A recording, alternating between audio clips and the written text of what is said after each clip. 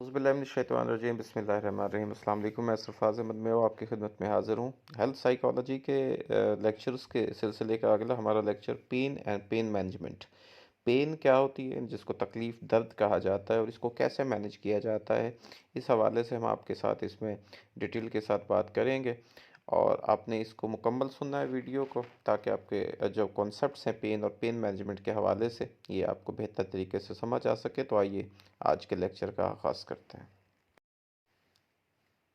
Understanding pen की बात करें कि पेन क्या है, पहले तो उसको समझने की ज़रूरत है। तो पेन जो है वो तकलीफ़ देती है, और ये इतनी ज़्यादा शिद्दत में होती है कि बेसिकली ये तमाम जो भी हमारी बेसिक नीड्स हैं उनसे उनको ख़त्म कर देती है। यानी जब तकलीफ़ होती है तो हमारी जो बेसिक नीड्स हैं, मसलन भूख प्यास वगैरह की, वो चीज़ें महसूस नहीं होती तकलीफ़ के अंदर, इतनी शदीद होती है। लेकिन जो सिग्निफिकेंस है वो जो है वो इसकी जो सिग्निफिकेंस है पेन की, वो डिपेंड करती है कि किस वजह से ये प्रोड्यूस हो रही है। लेकिन हम अक्सर सोचते हैं पेन के बारे में कि ये एक बेसिकली अनयूजुअल अकरेंस होती है, कभी भी हो सकती है। और हम एक माइनर पेन के साथ तमाम वक्त हम एक माइनर पेन के साथ होते हैं, हम हमारे अंदर होती है, बॉडी के अंदर कहीं पे भी किसी भी जगह से माइनर पेन्स हैं।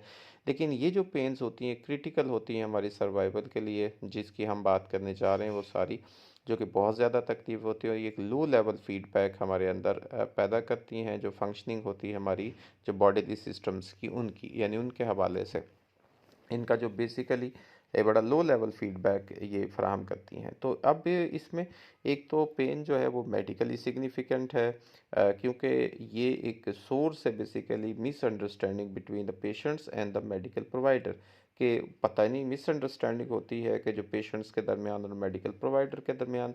तो जब पेशेंट्स के हम स्टैंड पॉइंट से देखें तो पेन जो है वो एक तकलीफ़ है, प्रॉब्लम है। और जब हम प्रोवाइडर के उससे देखें तो पेन जो है एक बाई प्रोडक्ट है ऑफ अ डिसऑर्डर, किसी भी डिसऑर्डर का। यानी किसी भी जब डिसऑर्डर बॉडी में होता है तो उसका जो सिम्टम्स की सूरत में पेन जो है वो आती है। तो पेन जो है इसको एक जो है जो प्रैक्टिशनर्स हैं उसको कंसिडर करते हैं कि अनइम्पोर्टेंट है बेसिकली बहुत सारे मेडिकल स्कूल्स के अंदर, और इसकी एक सिस्टमेटिक कवरेज ऑफ पेन की उनके करिकुलम में जो है वो बहुत कम है। क्योंकि असल वो ये चीज़ देखते हैं कि भाई इसकी मेन सोर्स क्या है, कॉज क्या है, किस वजह से ये पेन हो रही है। दूसरा, अगर हम इसकी साइकोलॉजिकली उसके ऊपर बात करें इम्पोर्टेंस के सिग्निफिकेंस के हवाले से, तो जब पेशेंट से पूछा जाता है कि वो क्या उनको खौफ है बीमारी के बारे में, उसकी ट्रीटमेंट के हवाले से, कॉमन रिस्पॉन्स जो होता है वो पेन के, मुझे बड़ी तकलीफ़ का एक वो आता है। जब किसी से पूछा जाता है कि भाई आपको जो बीमारी है उसमें क्या है, जो मुझे बड़ी तकलीफ़ है, या आपको जो उसमें जाता जाता है उसकी ट्रीटमेंट है, तो वो भी ज़रा पेश। तो इसका इसमें बेसिकली ये ज़्यादातर क्या होती है, इसका साइकोलॉजिकल इम्पैक्ट बहुत ज़्यादा है, क्योंकि पता नहीं होता अभी, लेकिन मेन जो माइंड में बैठी होती है चीज़ वो यही होती है कि बड़ी तकलीफ से चूज़ होती है। और इसमें ये बेसिकली एनजाइटीज़ की वजह से वो होती है। सर्जरी के हवाले से, जब सर्जरी होती है तो उसकी एनजाइटी होती है कि मुझे पता नहीं कितनी पेन होगी, वो सारे मसाइल। अब ये पेन की खौफ ये होता है जिसमें कि पेशेंट जो है उसमें सुसाइड करता है या सुसाइड के लिए कोशिश करता है, जिसको यूथेनेसिया कहा जाता है, या असिस्टेड सुसाइड वाला जो टर्म यूज़ होती है वो इसी के लिए होती है कि इंसान जो है वो इनएडिक्वेट पेन जो इनएडिक्वेट रिलीफ फ्रॉम पेन जो है वो मोस्ट कॉमन रीज़न होता है पेशेंट्स की, जो रिक्वेस्ट करते हैं पेशेंट कि उनको जनाब सुसाइड के लिए असिस्ट किया, या उनको मौत दे दी जाए, मार दे दी, इतनी शदीद तकलीफ। तो more over depression, anxiety, guilt और एंगर जो है वो शदीद हो जाते हैं जब पेन की सूरत में। अब इसके सोशल क्यूज़ के ऊपर अगर हम गौर करें वो भी, और जो कॉन्सिक्वेंसेस हैं उनके, तो सोशल सपोर्ट जो है वो भी हेल्पफुल होती है पीपल को जब एक क्रॉनिक प्रॉब्लम्स के अंदर। तो सोशल सपोर्ट जब पेन के लिए, वो भी जो है इन एडवर्सली एक्ट करती है रीइंफोर्समेंट ऑफ पेन बिहेवियर्स में, और जो है एक पेन प्रॉब्लम का हिस्सा बन जाता है। क्योंकि जब भी जो फिज़िकल पेन, अब साइकोलॉजिकल पेन में तो ये है कि जब सोशल सपोर्ट मिलती है उसको रिलीफ मिल जाता है, लेकिन जो हमारा जो बेसिकली फ़िज़िकल पेन है वो ओवरलैप कर जाती है विद सोशल पेन के ऊपर। और इसमें सोशल पेन जो है, जिसको हम फीलिंग ऑफ सोशल रिजेक्शन या लॉस कहते हैं, तो relies on the same some pain related जो न्यूरो सर्कुलेटरी जो फिज़िकल पेन रियलाइज़ करती है, उनके ऊपर ये सजेस्ट करती हैं कि एक मीनिंगफुल सिमिलरिटीज़ हैं जिसमें कि एक सोशल और फिज़िकल पेन जो है उनको एक्सपीरियंस किया जाता है। दी ये जो बेसिकली इनसाइट्स हैं इस हवाले से वो हेल्प करती हैं एक्सप्लेन करने में कि किस तरह से जो साइकोलॉजिकल डिस्ट्रेस होती है एक की कंपोनेंट है फिज़िकल पेन का। यानी बेसिकली बाज़ दफ़ा एक सोशल आइसोलेशन यानी कहने का सिंपल मतलब है जो रिजेक्शन या लॉस होती है, सोशल रिजेक्शन या लॉस लॉस होती है, वो भी बाज़ दफ़ा एक फ़िज़िकल पेन की सूरत इख्तियार कर जाती है और एक डिस्ट्रेस साइकोलॉजिकल डिस्ट्रेस जो है वो फ़िज़िकल पेन का एक मेन हिस्सा बन जाता है। तो ये सारा अब इसमें अगर हम बहुत सारे कंपोनेंट्स हैं पेन क्योंकि कम्प्लेक्स और सब्जेक्टिव एक्सपीरियंस है जिसमें सेंसरी भी और इमोशनल कंपोनेंट्स दोनों पाए जाते हैं।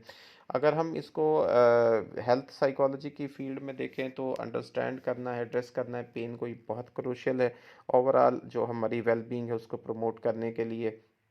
अब इसमें सेंसरी कंपोनेंट्स इसके होते हैं, ये इनको दो मेन टाइप्स होती हैं, एक को नोसिसेप्टिव और एक को कहते हैं न्यूरोपैथिक। तो जो सेप्टिव पेन होती है ये होती है टिश्यूज डैमेज की वजह से, ये इन्फ्लेमेशन की वजह से। और जबकि जो न्यूरोपैथिक पेन होती है ये होती है damage of the nervous system itself, यानी जब नर्वस सिस्टम का प्रॉब्लम होता है। ये इसके सेंसरी कंपोनेंट्स है। अब इमोशनल कंपोनेंट्स की बात करें तो ये एक सिर्फ फिजिकल नहीं है बट एक इमोशनल एक्सपीरियंस भी उसका होता है। तो साइकोलॉजिकल फैक्टर्स जिसमें कि स्ट्रेस है, एनजाइटी है, डिप्रेशन है, ये भी इन्फ्लुएंस करते हैं इन परसेप्शन और एक्सपीरियंस ऑफ पेन में। अब बायोसाइको सोशल मॉडल जो है ये भी हेल्थ साइकोलॉजिस्ट इसमें अक्सर अडॉप्ट करते हैं द बायोसाइको सोशल मॉडल, और ये कंसिडर करता है बायोलॉजिकल, साइकोलॉजिकल और सोशल जो फैक्टर्स हैं वो अंडरस्टैंड करने में या मैनेज करने में पेन के। तो ये जो मॉडल है एम्फेसाइज करता है कि पेन जो है एक रिजल्ट होता है बेसिकली फिजिकल इंजरी, लेकिन ये हमारी जो कॉग्निटिव इमोशनल सोशल फैक्टर्स हैं उन पर भी असरअंदाज होता है। हम बात करते हैं psychological factors in pen perception. अब डिटेल में इसकी थोड़ी सी हम बात करें तो पेन परसेप्शन जो है जो मेन हमारा टॉपिक है साइकोलॉजी का, वो साइकोलॉजिकल फैक्टर्स हैं पेन परसेप्शन के अंदर। तो पेन परसेप्शन यानी पेन का इदराक हम कैसे करते हैं, पेन को मायने कैसे देते हैं, एक कम्प्लेक्स और सब्जेक्टिव एक्सपीरियंस होता है जो इन्फ्लुएंस करता है वैरायटी ऑफ फैक्टर्स में। इसमें साइकोलॉजिकल फैक्टर्स भी होते हैं, ये इंटरप्ले करते हैं बिटवीन फिजिकल सेंसेशन और साइकोलॉजिकल जो प्रोसेस सिग्निफिकेंटली ये शेप अप कैसे होता है कि किस तरह इंडिविजुअल जो है उसको परसीव करते हैं और रिस्पॉन्ड करते हैं पेन के लिए।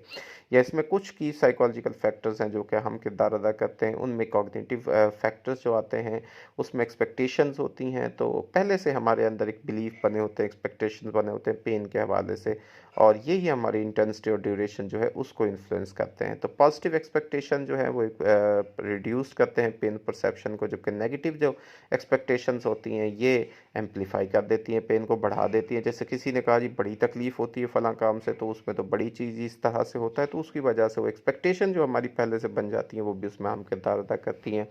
फिर हमारी अटेंशन जो होती है, जो फोकसिंग होती है पेन की, ये भी इंक्रीज़ करती है उसकी सब्जेक्टिव इंटेंसिटी को। जितना हम उस पर ज़्यादा फोकस करेंगे उतना पेन ज़्यादा महसूस होगी। आप कभी भी ये रोज़मर्रा ज़िंदगी में ये देख लें रूटीन में कि अगर हम किसी चीज़ पर ज़्यादा फोकस करें जहाँ तकलीफ़ हो रही है तो वहाँ ज़्यादा, और अगर हम किसी और एक्टिविटी में इन्वॉल्व हो जाते हैं, अटेंशन डाइवर्ट कर देते हैं किसी और में, तो फिर हमें पेन की इतनी वो नहीं नहीं होती, यानी उसकी इंटेंसिटी इतनी शो नहीं हो रही आती, हमें महसूस नहीं हो रही।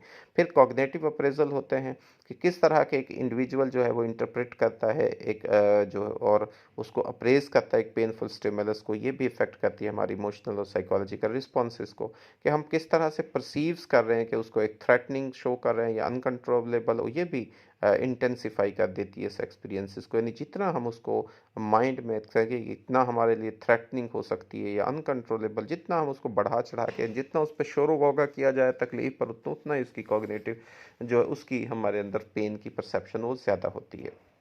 इमोशनल फैक्टर्स की अगर हम बात करें तो इमोशनल फैक्टर्स में इसकी जो इमोशनल स्टेट आती हैं उसमें एनजाइटी है, स्ट्रेस है, डिप्रेशन है, ये भी इन्फ्लुएंस करती हैं पेन परसेप्शन को। अब जब बहुत ज़्यादा स्ट्रेस लेवल अगर बढ़ जाए या नेगेटिव इमोशंस बढ़ जाएँ तो ये बहुत ज़्यादा बढ़ा देते हैं एक्सपीरियंसेस ऑफ पेन को भी।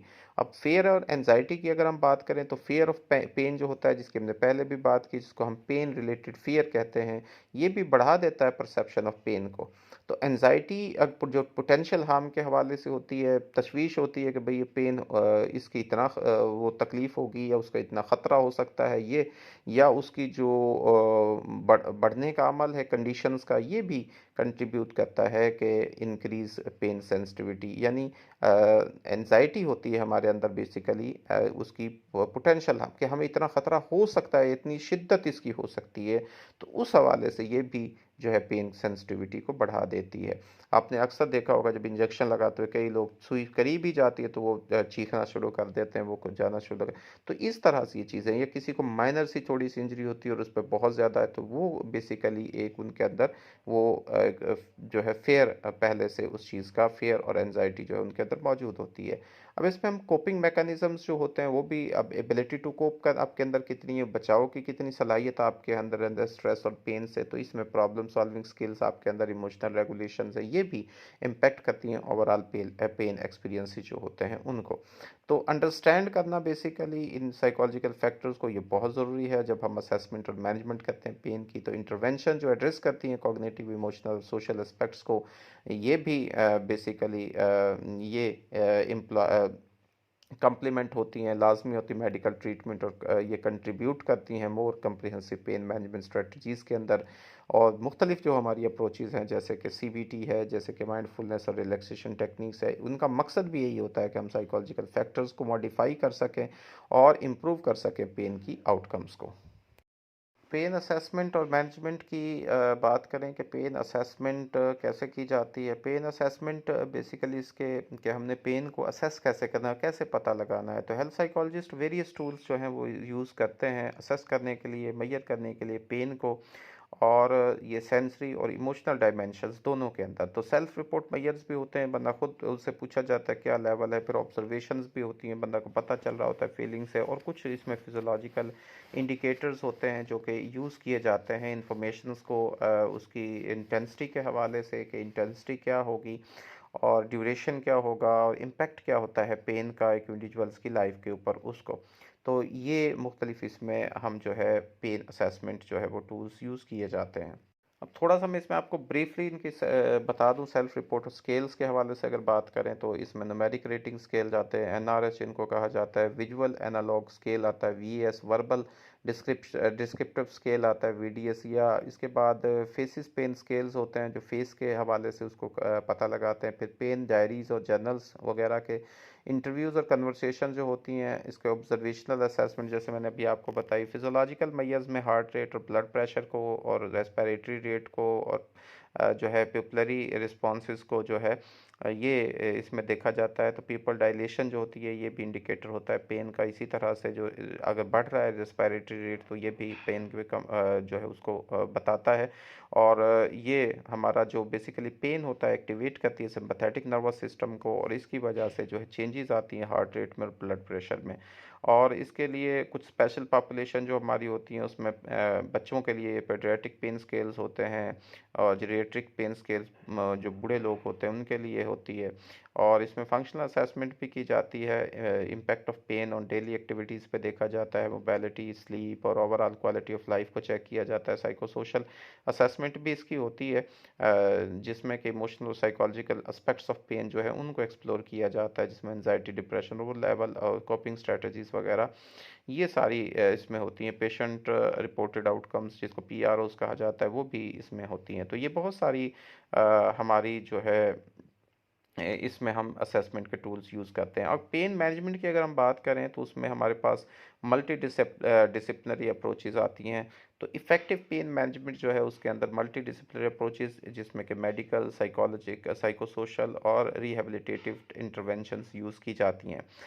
इसमें मेडिकेशन होती है, फिज़िकल थेरेपी भी होती है, कॉग्निटिव बिहेवियरल थेरेपी भी हम यूज़ करते हैं, और दूसरी कम्प्लीमेंट्री अप्रोचेज़ जो हैं वो यूज़ की जाती हैं।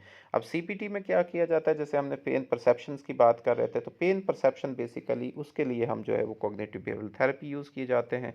करते हैं। इसमें ये हेल्प करती है इंडिविजुअल्स को कि वो आइडेंटिफाई कर सकें और चेंज कर सकें जो मेल अडेप्टिव थॉट्स होते हैं, बिहेवियर्स होते हैं पेन के रिलेटेड जो होते हैं, और ये हेल्दियर जो कोपिंग स्ट्रेटजीज़ होती हैं कि किस तरह से हमने बचना है और कौन से हमारे लिए बेहतर तरीके हो सकते हैं, वो इस सीबीटी में यूज़ किया जाता है, उनको प्रमोट किया जाता है। अब माइंडफुलनेस और रिलैक्सेशन टेक्निक्स भी यूज़ करवाई जाती हैं। ये भी मैंने, अब हम हर वीडियो लेक्चर में माइंडफुलनेस की बात हो रही है, तो माइंडफुलनेस बेसिकली एक टेक्निक होती है जिसमें परसेप्शन होती है अपनी पूरी बॉडीली जो सेंसेशंस हमारी होती हैं, बॉडीली जो आउटकम्स होती हैं वो सारी हमारी, कि हम चीज़ों को कैसे देखते हैं एनवायरनमेंट में, कैसे उनको फील करते हैं, कैसे उनको मैनेज, हम कैसे उन सारी चीज़ों को देखते हैं, ये माइंडफुलनेस में आती है ये अप्रोच बेसिकली। और ये कैबेट जिन ने इसके फाउंडर थे, माइंडफुल बेस्ड जिसको स्ट्रेस रिडक्शन टेक्निक्स MBSR कहा जाता है। उसका पर्पस भी यही था कि इसको ये जो क्रोनिक पेन के पेशेंट्स, उनके लिए इनको डेवलप किया गया था, और इसको एक स्ट्रक्चर प्रोग्राम जो कि बेसिकली माइंडफुलनेस मेडिटेशंस और अवेयरनेस जो प्रैक्टिसेस पर जो मुश्तमिल था, और इसका मकसद ये होता कि ये स्ट्रेस को रिड्यूस करे और ओवरऑल वेलबींग जो है उसको ये जो है एनहांस करे। अब इसको बहुत ज़्यादा इस्तेमाल किया जा रहा है क्लिनिकल सेटिंग्स में, बहुत सारी जो कंडीशन, रेंज ऑफ कंडीशंस होती हैं उनके अंदर इसको इस्तेमाल किया जा रहा है। तो आपने ये ज़हन में रखना है कि जो माइंडफुलनेस है बेसिकली ये एक स्टेट है, बेसिकली एक्टिव और ओपन अटेंशन जो है हमारी, जो हमें होती है कि प्रेजेंट मोमेंट हमारी अपनी क्या स्टेट इस वक्त स्टेट है, हमारी मेंटल स्टेट क्या है, जो है उसके अलावा इसमें इंसान जो है उसको अवेयर करवाया जाता है कि उसके अपने थॉट्स के हवाले से, उसकी फीलिंग्स, उसकी बॉडीली सेंसेशन और जो भी सराउंडिंग एनवायरनमेंट है उसकी बगैर किसी जजमेंट के, जब तो माइंडफुलनेस जो है इसको एक कंटेम्पलेटिव प्रैक्टिसेस के तौर पर इस्तेमाल, यानी बहुत ज़्यादा इस पर्टिकुलरली माइंडफुलनेस मेडिटेशंस में सर्टन एस्पेक्ट्स में, इसको बहुत पुरानी ये क्योंकि टेक्निक है, बुद्धिज़्म से, बुद्धिस्ट वगैरह ट्रेडिशन से इसको चली आ रही है। अब इस वक्त जो है एक सिग्निफिकेंट अटेंशन इसकी हो गई है, हासिल कर ली है साइकोलॉजी के अंदर इसकी, जो क्योंकि इसके जो पोटेंशियल बेनिफिट्स हैं मेंटल हेल्थ के लिए और वेलबींग के लिए वो बहुत ज़्यादा ज़रूरी हैं।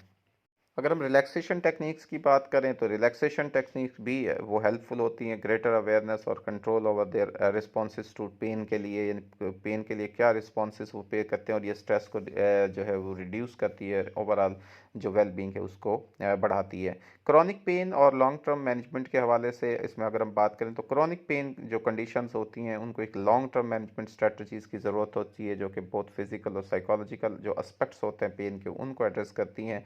इसमें ऑन गोइंग सपोर्ट होती है हेल्थ केयर प्रोफेशनल्स की तरफ से। इसके अलावा सेल्फ मैनेजमेंट स्ट्रेटजीज इसमें इस्तेमाल की जाती हैं, यूज़ की जाती है, जो एम्पावर करती हैं इंडिविजुअल्स को कि वो एक एक्टिव रोल प्ले करें अपनी वेलबींग के लिए और ख़ुद उसमें शामिल हों। तो ये बेसिकली इसमें आती हैं, और इसकी डिटेल में भी हमारी एक नेक्स्ट वीडियो होगी, उसको आप सुनिएगा, जिसमें हम इन टेक्निक के ऊपर एक डिटेल में बात करेंगे। अगर हम पेन थेरीज़ की बात करें, थेरीज़ ऑफ पेन की बात करें, तो इसमें मुख्तलिफ जो है ये हमारे पास 8 थेरीज़ हैं बेसिकली, जो थेरीज़ ऑफ पेन, जो इनका मकसद ये है कि जो हेल्थ साइकोलॉजी में बहुत सारी जो थेरीज़ हैं और मॉडल्स हैं वो एक्सप्लेन करते हैं कम्प्लेक्स नेचर ऑफ पेन को। तो वो मुख्तलिफ किस तरह से कौन करता है, इसमें मुख्तलिफ हमारे पास 8 जो है थेरीज़ हैं। इसके लिए हमारी नेक्स्ट वीडियो का आप इंतज़ार कीजिएगा। नेक्स्ट वीडियो में हम इंशाल्लाह इन सारी थेरीज़ के हवाले से डिटेल में बताएंगे कि किस तरह गेट कंट्रोल थेरी है, न्यूरोमेट्रिक्स थेरी है, बायो सोशल मॉडल है, फेयर अवॉइडेंस मॉडल है, पेन रिलेटेड फेयर मॉडल है, कॉग्निटिव बिहेवियरल मॉडल है, और पेन रिलेटेड फेयर मॉडल और एक्सपेक्टेंसी मॉडल ऑफ फेयर, ये किस तरह से हमारी पेन के अंदर उसको परसीव करते हैं और कैसे उसको डिस्क्राइब करते हैं। ये जो हमारी थेरीज हैं पेन के हवाले से, मुख्तलिफ जो थेरिस्ट हैं उन्होंने किस तरह इनको बयान किया है। तो उसके लिए हमारी नेक्स्ट वीडियो का इंतज़ार कीजिएगा। उस वक्त तक के लिए दीजिए इजाज़त।